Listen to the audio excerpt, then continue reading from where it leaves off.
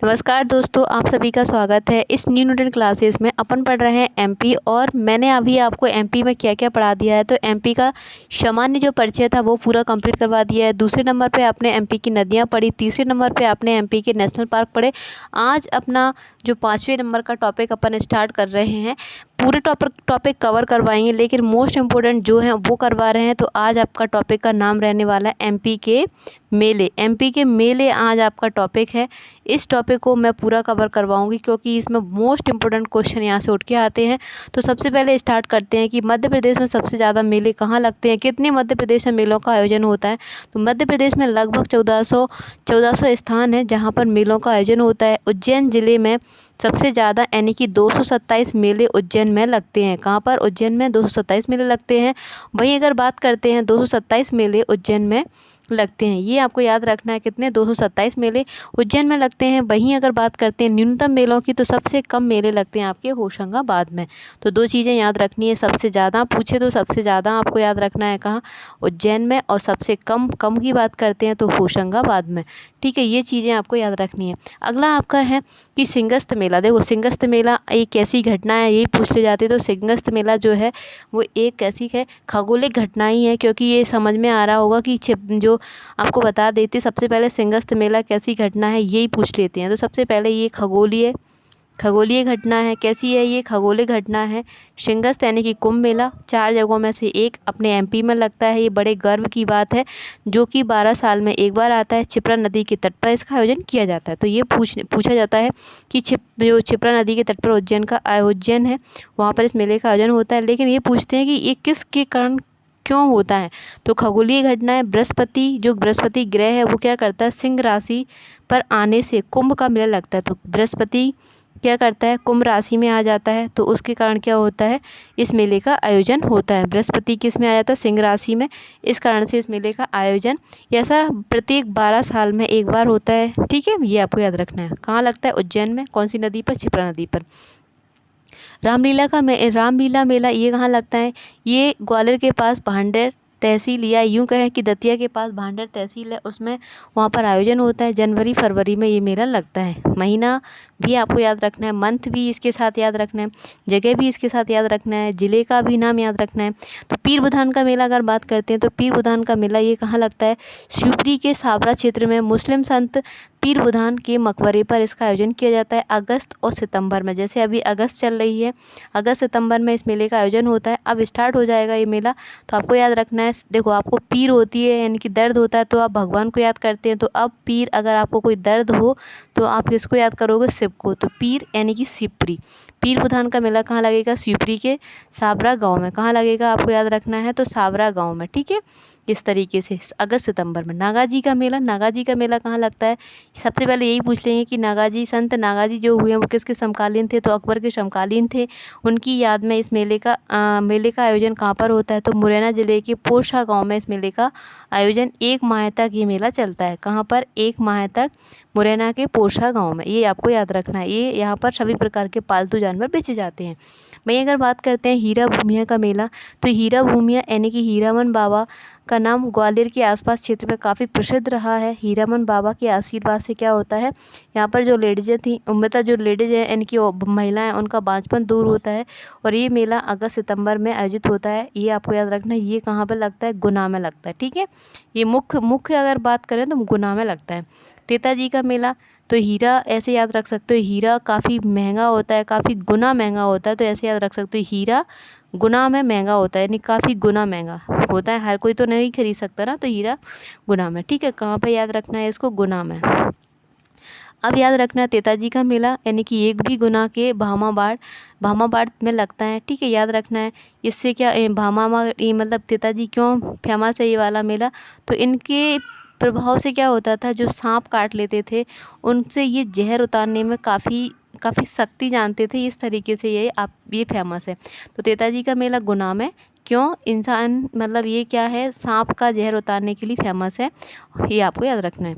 जोगेश्वरी देवी का मेला, जोगेश्वरी देवी का मेला आपको याद रखना है।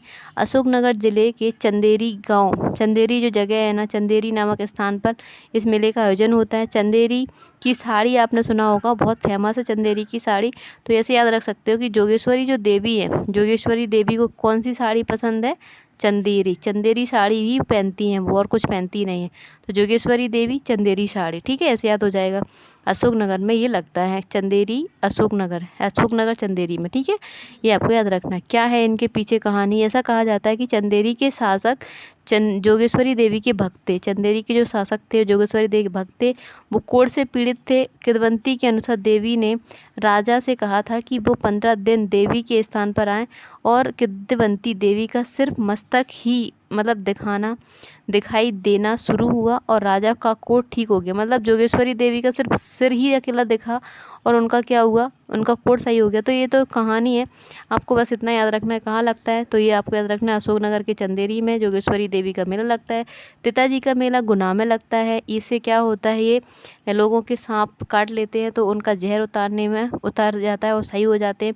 हीरा भूमिया का मेला भी आपको याद रखना है, गुना में लगता है, ये भी याद रखना है, ठीक है, ये अगस्त सितंबर में लगता है। नागाजी का मेला ये कहाँ लगता है? मुरैना के पोरसा जिले में पोरसा गांव में लगता है। ये सभी प्रकार के जानवर बेचे जाते हैं, और एक मतलब ये हो गया, आपको याद रखना है, ठीक है। इसके आगे पीर बुधान आपका शिवपुरी में लगता है। रामलीला का मेला आपका भांडर में लगता है, और सिंगस्त मेला आपका उज्जैन में लगता है। तो इस तरीके से दोस्तों आप इन मेलों को याद करोगे, अपने खुद के अपने अलग से शॉर्ट नोट्स बनाते जाना, क्योंकि ये बहुत मोस्ट इम्पोर्टेंट हैं। आपको इनको याद करना है, आपके पेपर में 1 से 2 नंबर ये कवर करवाएंगे, ठीक है।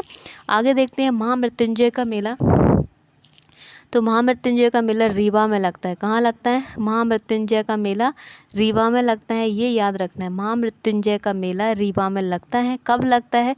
शिवरात्रि और बसंत पंचमी के आगमन पर ये मेला लगता है। तो याद रखना है, रीवा जिले में लगता है। महामृत्युंजना का मंदिर है वहाँ पर, और जहाँ बसंत पंचमी और शिवरात्रि पर ये मेला आयोजित किया जाता है, ठीक है, ये आपको याद रखना है। इसके बाद आगे आपका दिख रहा होगा अमरकंटक का मेला। अमरकंटक शिवरात्रि के टाइम पर लगता है। अमरकंटक का मेला ये कहाँ लगता है? तो अनूपपुर आपने पढ़ा होगा। अमरकंटक शहडोल जिले के अमरकंटक नामक स्थान पर, जहाँ से नर्मदा का उद्गम होता है। नर्मदा नदी जो निकलती है अनूपपुर से निकलती है, एक्चुअल में अनूपपुर में अमरकंटक और शहडोल ये वहाँ पर आयोजित होता है। लेकिन आपको क्या याद रखना है, अमरकंटक का मेला कब लगता है ये याद रखना। तो कहाँ लगता है? शिवपुरी में। कब लगता है ये? कब लगता है? शहडोल जिले के अमरकंटक स्थान पर ही लगता है, जहाँ से नर्मदा नदी जी का उद्गम होता है। ये आपको याद रखना है, शिवरात्रि के टाइम पर लगता है। चंडी देवी का मेला। तो चंडी देवी का मेला कहाँ लगता है? सीधी जिले में। सीधी जिले के धीधरा नामक स्थान पर चंडी देवी सरस्वती की अवतार मानी जाती हैं, और मार्च अप्रैल में इस मेले का आयोजन किया जाता है। तो चंडी देवी ऐसे देखो, अभी आपको सिर्फ जगहों का नाम याद रखना है कि कौन सा मेला कहाँ लग रहा है। तो चंडी देवी का मेला आपको याद रखना है। चंडी देवी कैसी थी? चंडी कैसी थी? सीधी, ठीक है, आपको याद रखना चंडी देवी कैसी है? सीधी। तो आप याद रख सकते हो सीधी का, चंडी देवी का मेला सीधी में। कान्हा बाबा का मेला कहाँ लगता है? ये याद रखना है। तो कान्हा बाबा का मेला कहाँ लगता है? देखो, आँख से अगर आप काने हो, मतलब एक आँख से काने हो, तो आपको कुछ चीज़ें कैसी दिखती हैं? हरी हरी दिखती हैं। तो हरदा जिले के सोडलपुर में, तो हाँ से हरा याद कर लेना, हरदा में लगता है कान्हा बाबा का मेला। हरदा जिले के सोडलपुर नामक गांव में इनका मेला लगता है, ठीक है। इस तरीके से याद रखना है आपको, हर चीज़ की ट्रिक अपने साथ अपने ही अंदर बनाते जाना है, अपने माइंड को मतलब ये रिमाइंड दिलाते जाना है कि इन चीज़ों को हम अपने से याद करेंगे, ठीक है, अच्छे से याद करेंगे। और अब ये आ गया कालू जी महाराज का मेला। तो ये पश्चिमी निमाड़ पिपलिया खुर्द में लगता है। तो सबसे पहले आपको याद रखना है पिपलिया खुर्द है नहीं, पश्चिमी निमाड़ में ये मेला लगता है, ये याद रखना है, ठीक है। अब आपको याद रखना है इसमें क्या है, जो कान्हा बाबा हो गया आपका, कहाँ हरदा जिले के सोडलपुर नामक स्थान पर लगता है, ये याद रखना है। वहीं कालू जी का मेला, कालू जी महाराज का मेला याद रखना है, ये पश्चिमी निवाड़ पिपलिया खुर्द में पिपलिया खुर्द में 1 महीने तक मेला लगता है। तो पिपलिया खुर्द पश्चिमी निवाड़ याद रखना है, ठीक है। ये 200 वर्ष पुराना कालूजी महाराज पर अपनी शक्ति से आदमियों और जानवरों की बीमारियां ठीक करते थे कालूजी महाराज, ठीक है। धमौनी उर्स यानी कि सागर में लगता है। सिर्फ इतना ही याद रखना कि धमौनी उर्स का मेला कहाँ लगता है, तो सागर में लगता है, ये याद रख लेना, ठीक है। अभी आ गया आपका शहाबुद्दीन औलिया उर्स। शहाबुद्दीन औलिया का मेला कहाँ लगता है, ये नीमच में लगता है। तो ये अभी आपको बस इतना ही याद रखना है कि जगहों के नाम ज़्यादा से ज़्यादा आपको याद हो जाए। कालूजी कहाँ लगता है, पश्चिमी निमाड़ पिपलिया खुर्द में। धमौनी उर्स सागर में लगता है, ठीक है। और शहाबुद्दीन का मेला नीमच में लगता है। इतना आप याद रख सकते हो। और इसके साथ आपको कल करवाएंगे, आगे कल कंटिन्यू रखते हैं, ठीक है।